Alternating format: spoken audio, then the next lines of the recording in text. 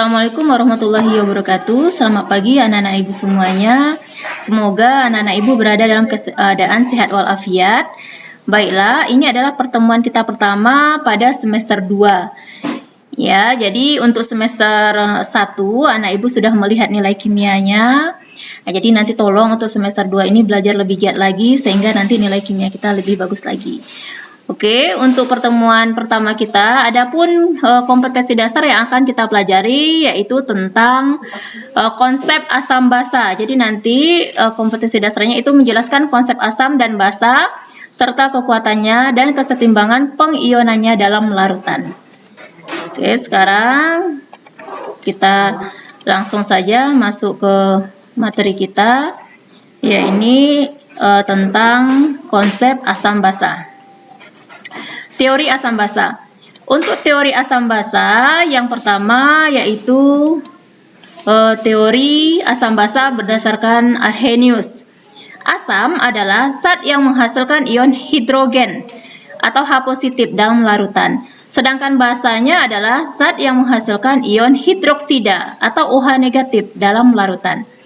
Jadi bisa jadi diartikan asam tadi adalah senyawa yang menghasilkan H positif atau H3O+ dalam air.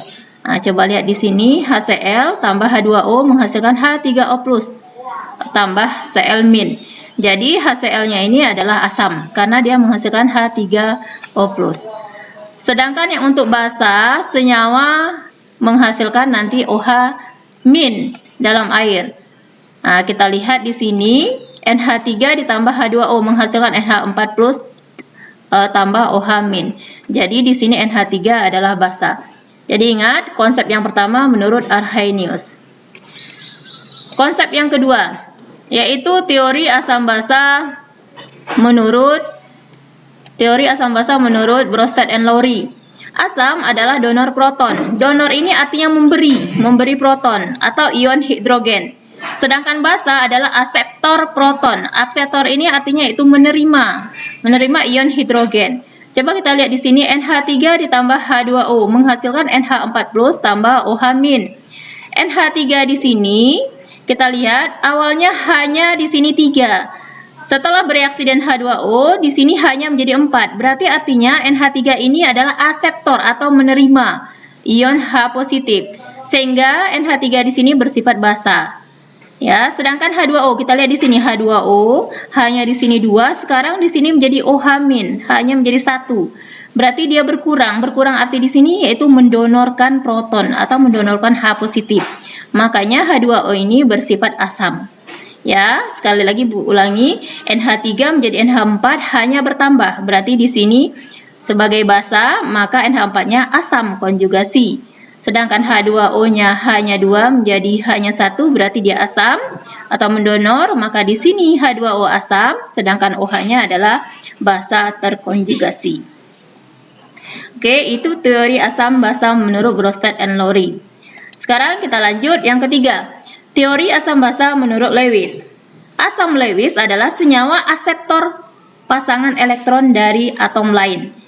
Ya, untuk membentuk ikatan yang baru. Sedangkan basanya itu senyawa pendonor pasangan elektron untuk membentuk ikatan baru. Ya, ingat ada juga akseptor yaitu asamnya, sedangkan basanya yaitu pendonor. Kita lihat di sini ya, H+ ditambahkan dengan H2O menjadi H3O+. Maka di sini kita lihat H+-nya sebagai asam, sedangkan H2O-nya sebagai basa.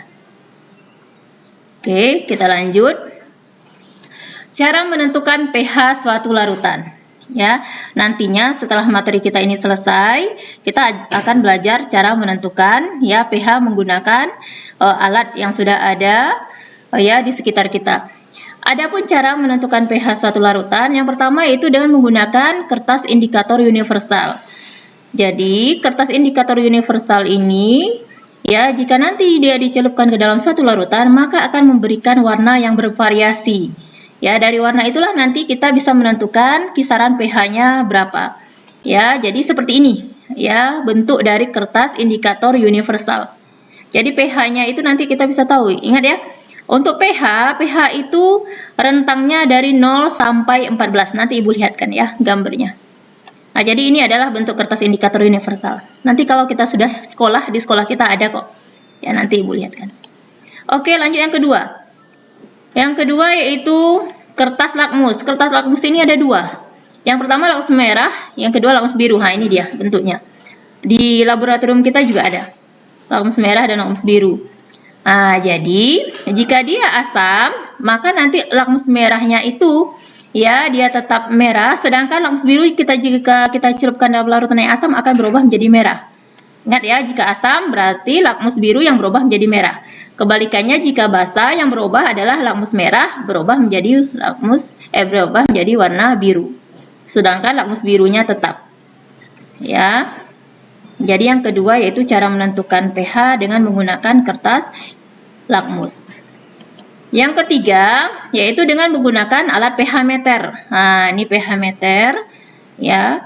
Ini pH meter digital yang langsung kita lihat di sini, langsung tertera. Setelah dicelupkan ke dalam larutan, nanti dia langsung kelihatan berapa pH-nya. Ya, kita juga punya di laboratorium pH meter sederhana punya juga. Ya, jadi langsung kelihatan nanti berapa pH-nya. Coba kita lihat. Nah, di sini sudah Ibu buatkan grafik nilai pH ya. Jika seandainya dia pH-nya tepat di 7, maka dia dikatakan dengan larutan yang bersifat netral. Tapi pH di bawah dari 7, ya, dari di bawah 7 ini, maka dikatakan suasananya asam. Sedangkan pH-nya di atas dari 7 sampai 14, ini suasananya basa. Nah, jadi anak Ibu, tolong perhatikan, ya. Jadi ada beberapa cara untuk menentukan apakah suasana larutan itu asam atau basa. Yang paling sederhana sekali yaitu dengan menggunakan kertas indikator, ya. Atau menggunakan kertas lakmus. Kertas lakmus ini bisa kita buat ya dari bahan-bahan yang ada di sekitar kita.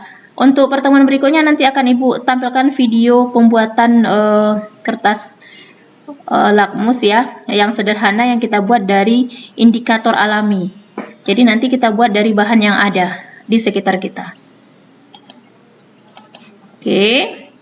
Untuk contoh senyawa asam sudah Ibu buatkan di sini. Jadi asam itu sebelum kita besok membahas materi tentang lebih jauh tentang asam, ini sudah Ibu buatkan senyawa-senyawa asam ya, asam kuat, asam lemah. Bisa anak Ibu lihat dan baca, dan tolong yang senyawa asam ini nanti dihafal ya di rumah. Jadi biar lebih enak kita nanti masuk ke materi selanjutnya. Nah, ini juga untuk contoh senyawa basa, ini senyawa basa yang umum, yang tadi juga senyawa asam yang umum. Jadi tolong nanti dihafal. Jadi besok untuk materi selanjutnya kita akan lebih mudah memahami. Oke, demikian materi asam basa kita pada hari ini. Semoga anak Ibu paham. Jika seandainya anak Ibu belum paham, boleh silahkan tanyakan. Sekian.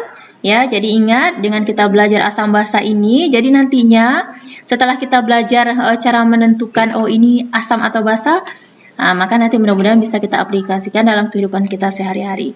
Sekian, Assalamualaikum warahmatullahi wabarakatuh. Semoga lama kali. Ya, Pak. Yang itu wali kelas 11 IPS 1. 11 IPS 1. Itu bisa dengar? Iya, Pak.